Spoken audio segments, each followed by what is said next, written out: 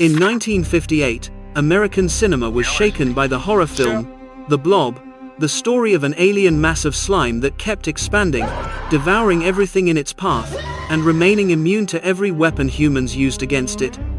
But half a century later, in a hidden corner of Texas, thousands of residents had to witness the monster from The Blob step into real life. The only difference was that it was green. Welcome to Caddo Lake, the only large natural freshwater lake in Texas, an ecological jewel with a mysterious beauty, surrounded by flooded cypress trees draped in ancient moss. In the past, this was once a busy stop for steamboats, and even the center of a pearl hunting fever in the early 20th century, but in just one blink of history, the entire lake's surface covering thousands of hectares disappeared.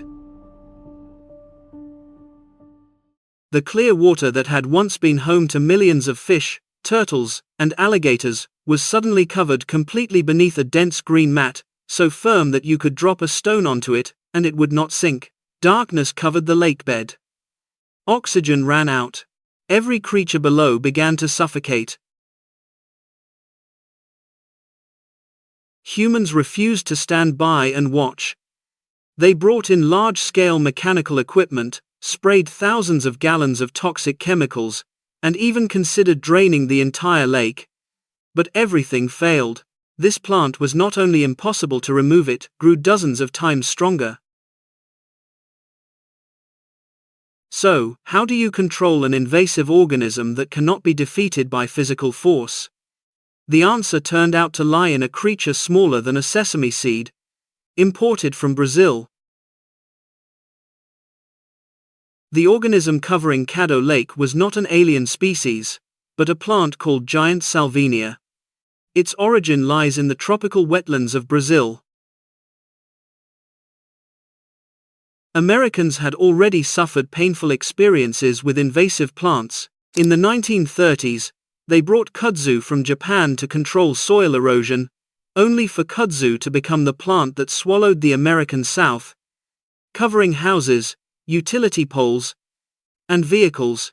But believe me, the destructive power of kudzu is nothing compared with giant Salvinia.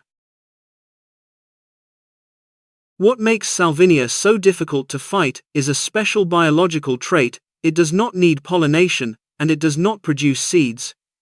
Instead, it has a powerful ability to clone itself. Each plant is simply a cluster of leaves connected by a hidden stem. If a boat propeller cuts one Salvinia plant into 100 pieces, you have not removed it.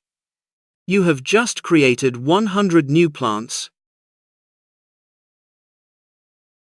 Under ideal conditions, a Salvinia mat can double in size in only 3 days. In the neighboring state of Louisiana, an outbreak of 400 acres expanded to 70,000 acres in the blink of an eye.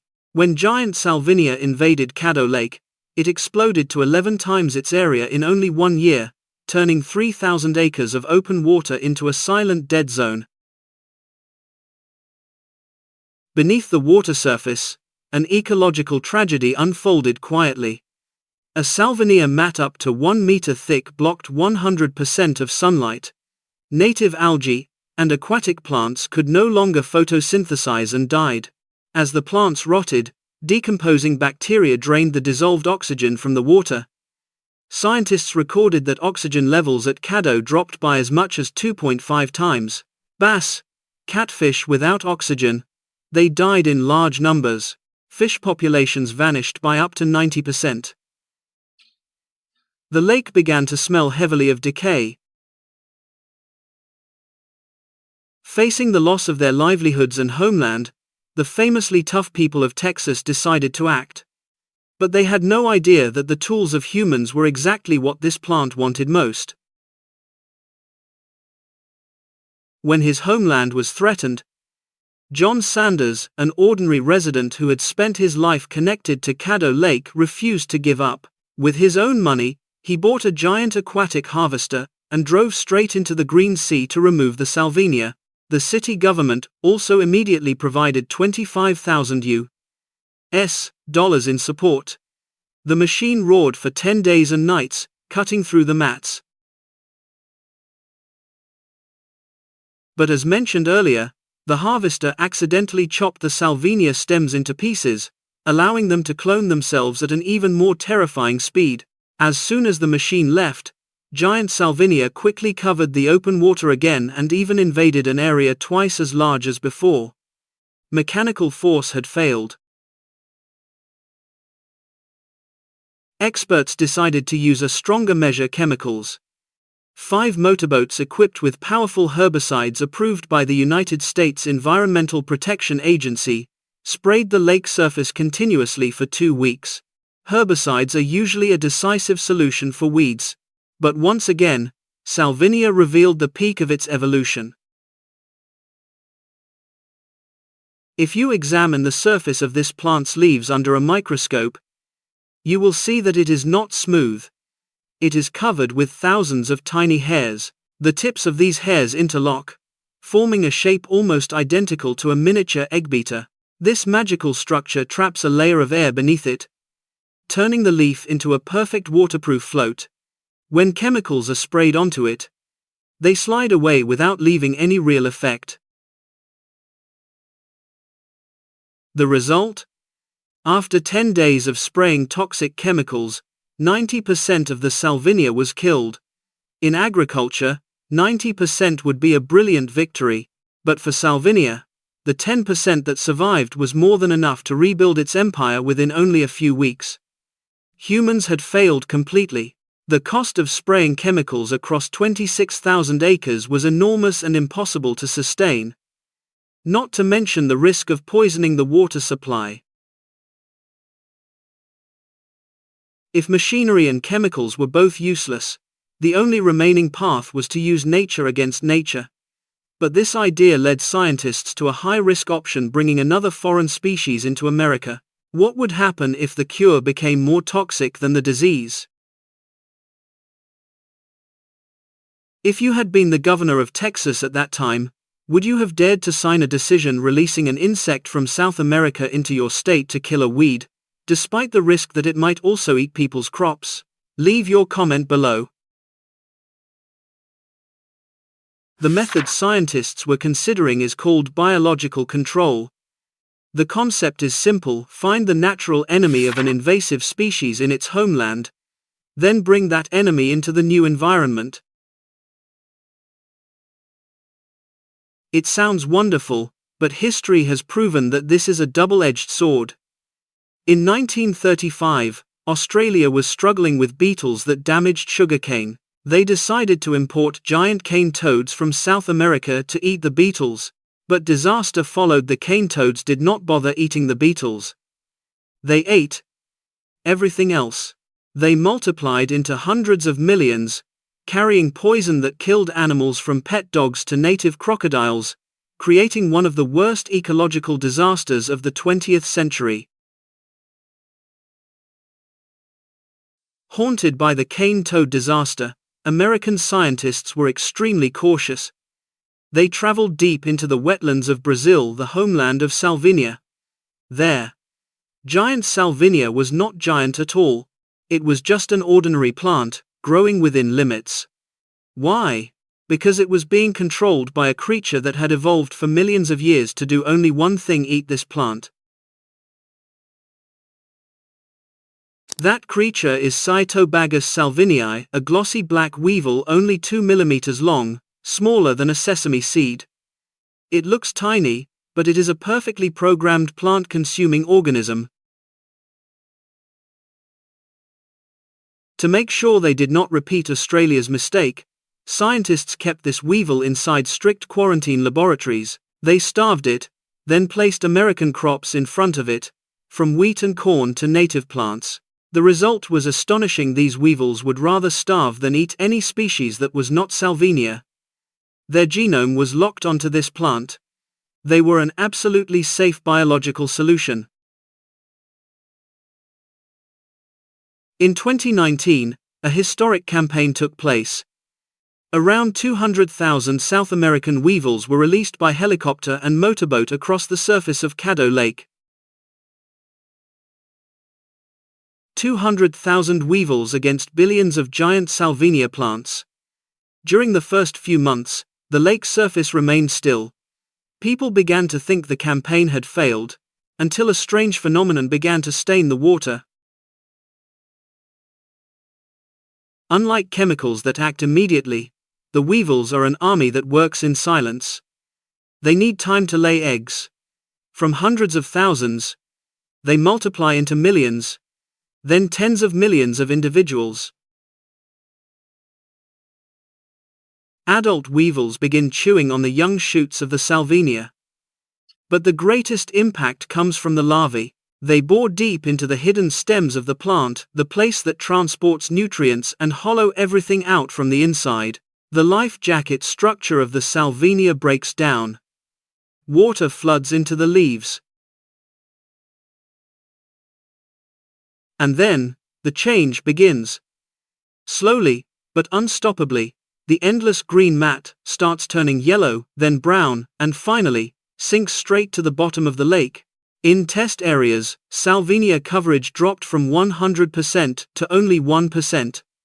Sunlight pierced through the water again. Oxygen bubbled back. The invasive plant mat was being completely broken down by creatures the size of sesame seeds. However, climate factors always bring unpredictable variables. Just as the weevil population was working effectively, a third factor appeared: the Texas winter. This weevil species comes from tropical South America. It does not have cold-tolerant genes. When icy northern air masses swept down over Caddo Lake, the water surface temperature dropped sharply. Overnight, the entire weevil population of millions could not survive.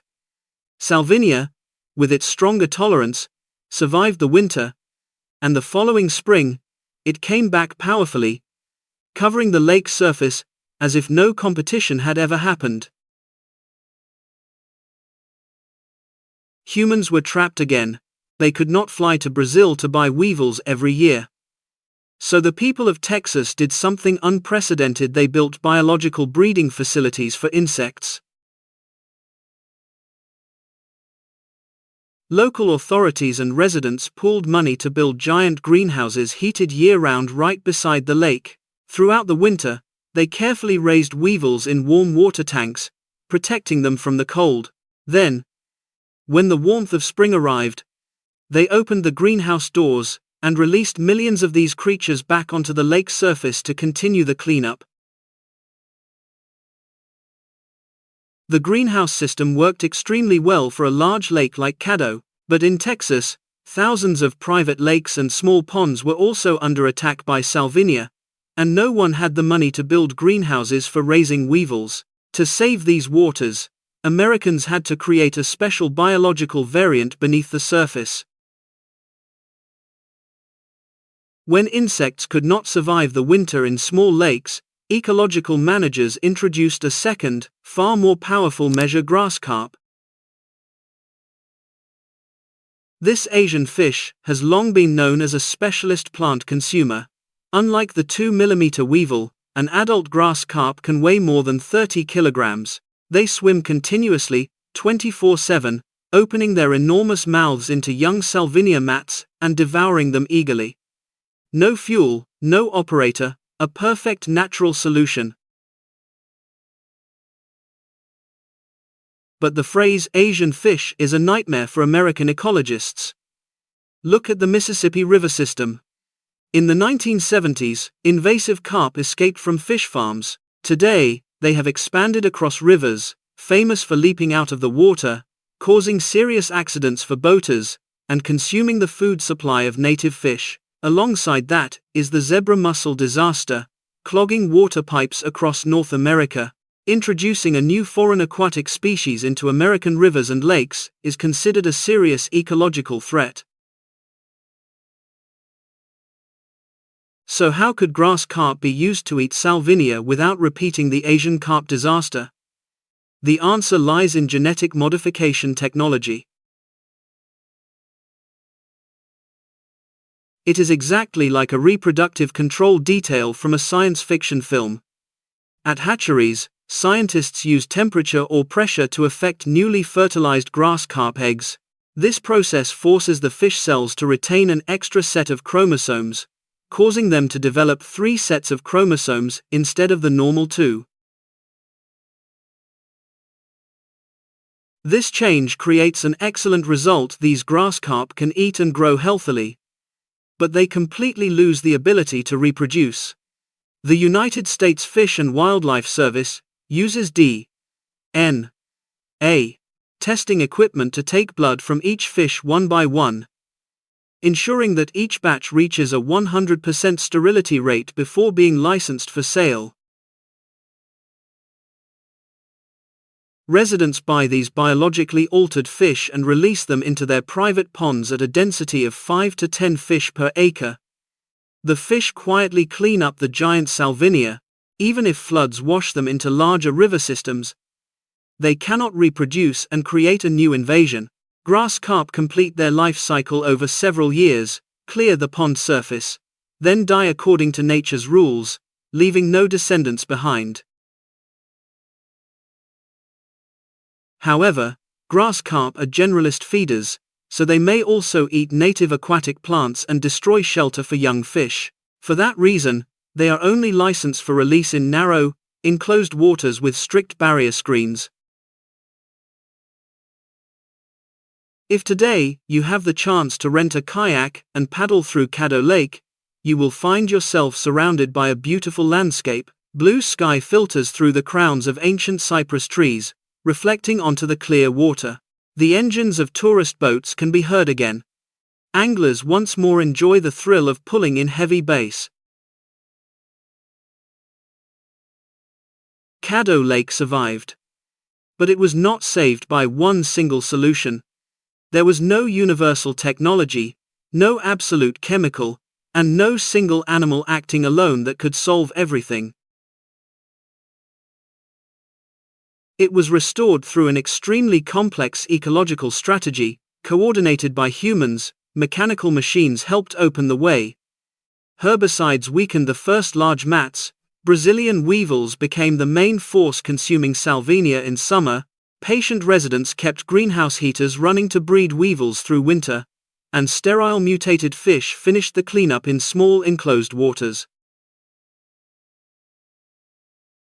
Most surprising of all, giant Salvinia was not eliminated 100%. It still exists at a safe level somewhere in the channels of Caddo Lake. And that is the greatest lesson of ecology. Once humans accidentally break an ecosystem by introducing a foreign species, we can rarely restore it to its original state 100%. True success is not completely erasing a species. True success is finding a way to bring an invader under control, keeping it below the threshold of destruction, and establishing a new balanced order. The story of giant Salvinia, weevils, and mutated fish is a deep reminder ecological imbalance is rarely fixed by extreme measures. The environment only recovers when humans study, understand, and apply the right natural links to rebuild balance. What do you think about this entire environmental rescue campaign? If it were you, would you choose natural biological methods or prioritize technological and chemical measures? Leave your opinion in the comments below. If you found this video useful, do not forget to hit like, share it with your friends, and subscribe to our channel to keep exploring the most fascinating science and ecology documentaries on Earth. See you in the next video.